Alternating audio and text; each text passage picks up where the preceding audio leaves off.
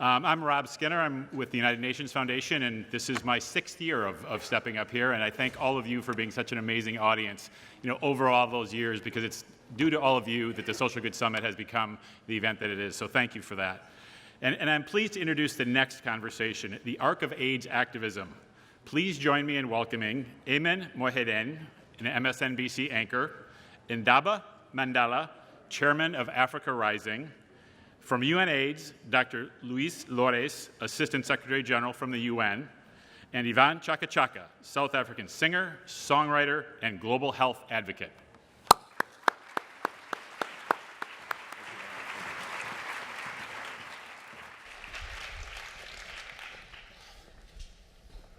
Where should I sit?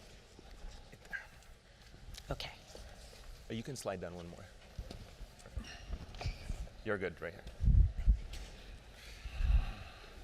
Thank you, everyone. I think this is a very timely discussion. Thank you all for coming. I know it's been a long journey. I wanted to start with asking you a little bit about each of your personal experiences. And we're in a very unique situation right now because we're going to get to hear from people who are really on the front lines of both activism and trying to combat HIV/AIDS. So, Dr. Luis, let me start with you. You've been in a very unique position as a physician, and now, if you can, as in the senior leadership deputy executive editor of UNAIDS, and trying to combat this on a macro level.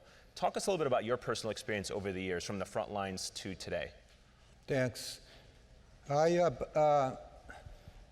a doctor, I was at the very beginning of the epidemic. I saw my first AIDS case actually in New York, much before we even knew about HIV as the agent.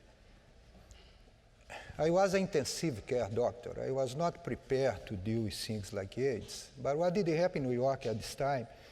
That there was a big number of very young men getting sick very quick, and then they end up in the intensive care units. And that way I was exposed to AIDS in a matter of weeks. The reality changed. But as I continued to work with AIDS, there was days that I could not leave the hospital, because there was no way that my colleagues would take over my case when the fear and discrimination was dominating. There was no hope at that time. It was death and suffering that we were in there. To make the story short, I have about 3 decades dealing with AIDS. Today, I am at the UN already for almost 20 years, and I could see the progress in the response, and you know very well what I'm talking about. 50 million people under treatment today, most in Africa. During this time, I could see that the activism was actually the civil society that in the beginning were the first ones to offer something to these AIDS patients that were discriminated and put aside, that actually brought us far. The response of science, what you see in the news today, that we are in progress, was in response to the activism. If it was not, mainly the gay men in New York, in San Francisco, in other parts of the world, that start to mobilize to see, yes, we need to respond to this epidemic, it would be not where we are today. So activism was a key catalyst in getting a global response to this? From the very beginning to know. From the very beginning. Ivan, you're a global superstar, musician in your own right. You grew up in apartheid South Africa. Tell us a little bit about how you ended up being at the forefront of global AIDS activism. Well, because I was born in South Africa, I knew exactly how is it like to be disenfranchised and being segregated. And I'm very happy that I'm sitting here with my nephew here, whom his grandfather gave us back our dignity as South Africans. And he taught us that we need to work together and love each other. And growing up in South Africa and seeing people dying from HIV and AIDS and with stigma and things like that, it was just terrible. But I think with working with the Global Fund and making sure that the money was there and ordinary people's lives were being saved, and stigma was something that was very, very big in South Africa, not only in South Africa, but in all other countries. But knowing that you are one way or the other, either affected or infected. And we needed to teach our people that AIDS was not a death sentence because there was medication. People could be saved, and the Global Fund was owned by the community. Yeah, we're going to get into the issue of global stigmatism of HIV/AIDS, but Indaba, I want to ask you, I mean, you have personal connection to HIV and AIDS. You've lost someone very close to you as a result of it. Talk to us a little bit about that experience. How hard was it for you to then take the mantle of fighting HIV and AIDS? Yeah, I actually lost both my parents to HIV/AIDS, starting with my mother in 2003.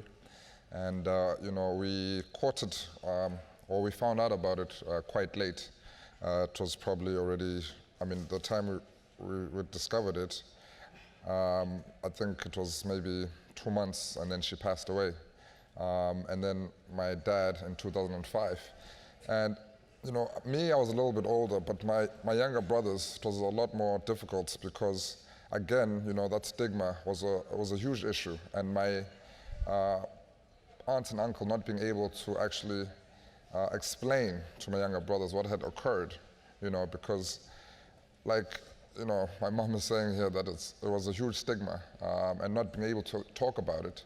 And actually, I remember when my dad passed away, we gathered as a family with my grandfather and were discussing as to what are we going to tell the media, you know, how my grandfather passed. And one of my cousins then suggested that we should say it's TB or pneumonia because AIDS doesn't kill you, it kills your immune system, and something else kills you. And he said, no, we're not going to say pneumonia, we're not going to say anything, we're going to say it was HIV/AIDS, and that's as simple as that. And why was that important to say that it was HIV/AIDS? What was the message behind saying The message was that we must stop hiding, you know, we must stop hiding, and we need to beat the stigma, basically, because a lot of people were just, it was like the dignity, you know, people, you know, lost their dignity in dying with HIV/AIDS because they didn't really understand. So it was like, if you died with AIDS, that means you're sleeping around and, you know, that kind of thing. And so it was something looked down upon you, you know, not as a normal disease. So that was, I think, the real message to say, guys, we need to fight this thing head on. We cannot be, you know, cowering around it. We need to go direct. So we've been hearing words like dignity, not hiding behind it. I think these are very important words. And what I wanted to ask you, Dr. Luis, was when you look at these issues on a global scale, culturally, Brazil different than South Africa, different than other parts of sub-Saharan Africa, different than Asia, how do you begin to use activism to tackle the negative social stigma of HIV/AIDS? How do you get more people to say, to be open and to come out about it, and then tackle it with key concrete issues of activism? The epidemic, you are right, is different according to countries, according to communities, but discrimination is a global issue. It happens everywhere, and today continues to be, after 3 decades, the challenge that is holding us to go to the end of AIDS. With the knowledge, the science that we have today, we could bring this epidemic down as we talk. It's not happening not because of HIV, it's happening because of discrimination that persists and increases in some areas. What we do need in terms of the activism is a renewal of the activism that we saw in the beginning of this epidemic. That's not the case today. Science only, what you see in the newspapers in terms of progress to AIDS, is not going to make it. Science only will work if people have access to science. And when we are speaking about the epidemic that affect mainly the most excluded in societies, being a young woman in Sub-Saharan Africa, being a sex worker in Asia, being a person that injecting drugs in Eastern Europe, being a gay man anywhere in the world today, when you deal with that, activism is key. They will not access this progress as a given by society. They will access this progress as something that will be given and will be achieved by the activism. We need to find a way to renew. There is a point in terms of when I see the young generation, probably most of you here, that did not see the epidemic that I saw. You know, the false sense that maybe not there. AIDS is rebounding as we speak. We are starting to see by rebound the most excluded. More than ever, we need the activism back. And Ivan, the point that Dr. Luis is making about science alone is not going to address HIV/AIDS, we need activism. What do you think is lacking today in global AIDS, HIV activism from where you sit? What needs to be done specifically to, once again, reignite that activism that brought in the first wave of attention on the disease? I think what we need to do is talking to the people, because the people know the problems, they know their solutions as well. We can't just always come to them and think we know it all, but making sure that it's owned by the people. When you go to rural areas, you have to talk to headmen, you have to talk to the chiefs, you have to talk to the old people. You know, I was talking to somebody the other day about why our young girls are still mutilated. We've forgotten to talk about with the grandmothers who would say these things were done to us. We need to do them still. So those are the people we need to educate. We need to talk to the ordinary people, because sometimes we as women as well, we get ostracized if we don't comply. So, you know, there's culture, there's church, there's things that we as ordinary people just forget about. So we need to go back to the drawing board and say, what is this that we're not doing right? So people should own these things. People know their problems, people know their solutions. And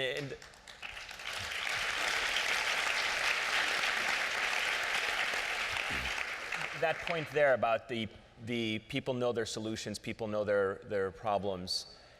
In many of these countries where HIV is rampant, HIV/AIDS is rampant, there are a lot of cultural stigmas, societal problems, challenges, education to try and get people to address these solutions and problems. What role do you see social media and global activism playing in trying to mobilize that awareness?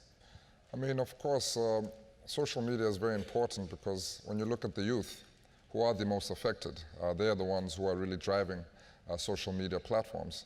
And it's very important for the message to always be at the forefront, you know, especially in a world where there's so many different causes out there. You know, there's cancer, there's all sorts of other, you know, issues that people follow or take up for themselves. So it's always important that, you know, in that conversation, that social media is also being very much at the forefront of talking to the young people, because, again, this is the one thing, they always on their tablets or on their phones. You know, this is where they're getting their news, not really from the newspapers, you know. It plays a really key role for us, especially in this new age of the young generation. When you look at Africa, Africa is the youngest population. 70% of Africa's population is considered to be youth, you know, under the age of 40. And also, again, you know, talk about using your cell phones and all these technology that we're using today. It's very key that the social media is driving this agenda. The Millennial Goals, a big part of HIV success has been achieved in the last 15 years. I mean, the numbers at least show that everything is on the decline in terms of infection, in terms of that. But I get a sense from you that there's a bit of an alarm bell that you're ringing, that activism is beginning to slow down, and as a result of that, some of these gains that we've made over the past 15 years could be reversed. Am I being too cynical in seeing that tone in some of the comments that you've made? You are more than right. I think we are missing the time to ring the alarm bell. Too much trust in what will not take us there. We learned that from history. The lives that we save, the infections that we prevent, were a combination of progress in science, political decision, money behind, but basically across activism. You know, and again, you not take us there. And just to put some reference in terms of the challenge, as Nidaba said, AIDS today is the main killer of adolescents in Africa. AIDS is the main killer of women globally in reproductive age. The epidemic is rebounding clear as we speak among gay men and the other populations that are left behind of the response. We don't need more evidence to do something about, to renew the activism. We need to act up, and that was the name of one of the most active groups doing activism on AIDS, and that's it. We need to act up back if we want to bring this epidemic down. On the SDGs, yes, our target is to end AIDS by 2030. We have the elements for, but it's not going to happen if the activism is not back. And I agree with Shaka Shaka, I agree with Nidaba. The key here is in the hands of the generation that's coming now.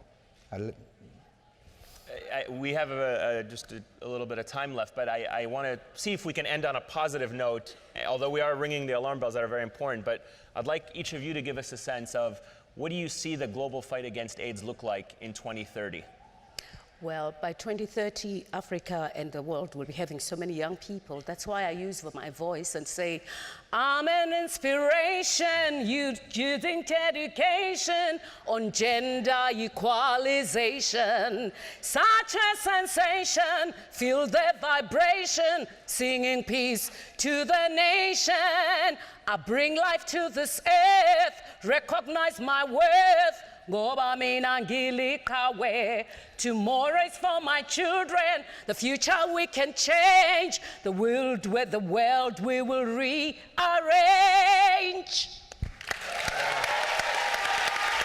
Beautiful. I was expecting that. We cannot end without this. Amazing. That's going to be a very tough act to follow. Do you want to belt out some too? No, I think she said it best, huh? She did say it best. She said it very best. But I want to give you a chance as well. What kind of world do you think we're going to see in 2030, at least from the perspective of the fight against HIV/AIDS? Well, of course, we want to see less HIV/AIDS prevalence in this world, less deaths related to HIV/AIDS, and no discrimination, really. And we really, by 2030, our goal is to make sure that AIDS is just another disease. It's just another thing. It's not, oh my God, it's AIDS. No. It's just getting a flu. It's not a death sentence. It's just another, everyday sort of thing that happens. But ultimately, we want to see the eradication of it. So by 2030, hopefully, we don't see anymore. Just very few remnants left. All right. Well, let those final words and that beautiful voice be the words of action to mobilize us all to try and, for once and for all, combat HIV and AIDS by 2030, despite the alarm bells that we're hearing. So thank you, everyone, for your participation. Ndaba Mandela, Ivan Chaka Chaka, Dr. Luis Suarez, thank you guys very much.